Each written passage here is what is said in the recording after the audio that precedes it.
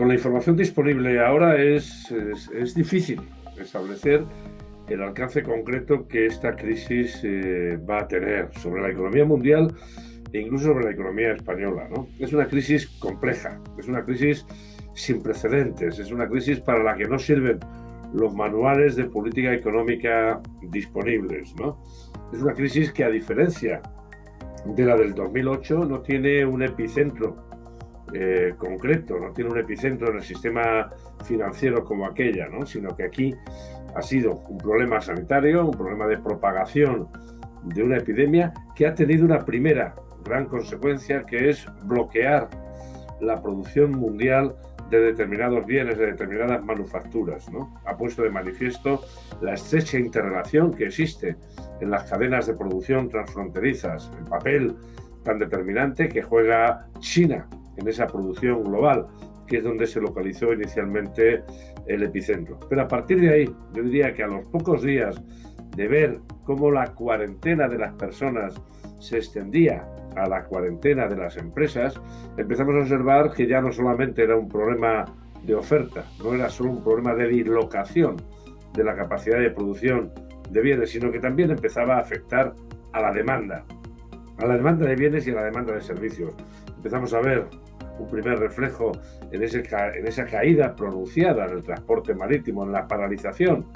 de la actividad portuaria, pero inmediatamente también en otros servicios, también en el transporte aéreo. Y el tercer exponente, el tercer ámbito en el que esta crisis ha acentuado su gravedad y también su singularidad, ha sido la pérdida de riqueza financiera tan importante desde el punto de vista cuantitativo y tan concentrada en el tiempo. En apenas 4 semanas hemos observado pérdidas en los mercados de acciones que jamás habíamos visto en la historia económica mundial. El resultado de todo eso es una economía global absolutamente inhibida y previsiblemente abocada a una contracción en el ritmo de crecimiento muy significativa en conjunto. Incluso en algunas regiones, como es el caso de la eurozona, abocada a una recesión. Es verdad que Europa ya tenía, a finales del año pasado, un cuadro clínico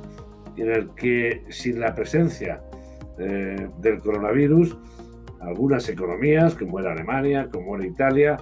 adolecían de la intensidad de crecimiento suficiente. Recordemos que Alemania tenía un sector industrial paralizado y dentro de ese sector industrial un sector del automóvil particularmente dañado como consecuencia de la guerra comercial. La crisis actual lo que ha hecho es golpear todavía más esa capacidad de producción de economías con una intensidad industrial grande, Alemania entre ellas, pero el conjunto de la eurozona. Los gobiernos han adoptado decisiones de política económica en la dirección, en general, acertada. Esa dirección no es otra que tratar de oxigenar financieramente a las empresas más vulnerables a la paralización económica, pequeñas y medianas empresas. En algunos casos se ha hecho un esfuerzo inversor por parte del sector público importante en ámbitos como es el gasto sanitario y como es el gasto en investigación y desarrollo, con el fin de avanzar en los descubrimientos que puedan dar lugar a la detección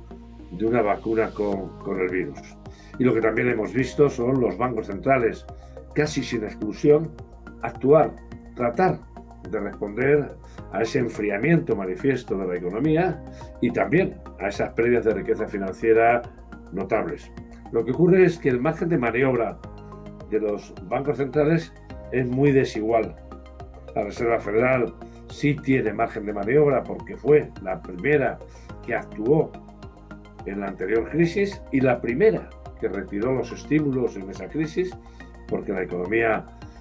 solucionó sus problemas de entrada, pero en el caso de Europa teníamos al Banco Central con casi todos los cartuchos usados y su margen de maniobra es limitado. Desde luego limitado, como hemos visto, en la reducción de tipos de interés, pero también limitado en otras operaciones de estímulo cuantitativo, ¿no? Son los gobiernos los que han de reaccionar, y ya lo han hecho. Pero junto a los gobiernos, en el caso de Europa, son las instituciones europeas las que deberían actuar. Y ahí la Comisión Europea lleva camino de volver a decepcionarnos, porque no han sido decisiones, las propuestas que se correspondan realmente con la gravedad de la situación. De la misma forma que los gobiernos alemán, italiano, español, francés han arbitrado mecanismos de garantía, de avales públicos para dotar de oxigenación financiera a las empresas, las instituciones europeas y en particular el Banco Europeo de Inversiones debería estar jugando un papel mucho más activo. Debería, en primer lugar, inyectar recursos para financiar a esas empresas de forma complementaria, pero sobre todo debería ya poner en funcionamiento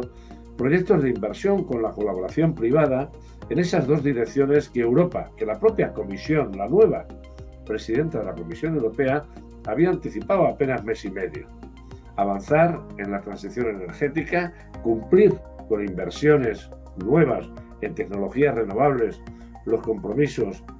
de París 2015 y avanzar en esa otra transición, la transición digital, que supone recuperar el tiempo que ha perdido Europa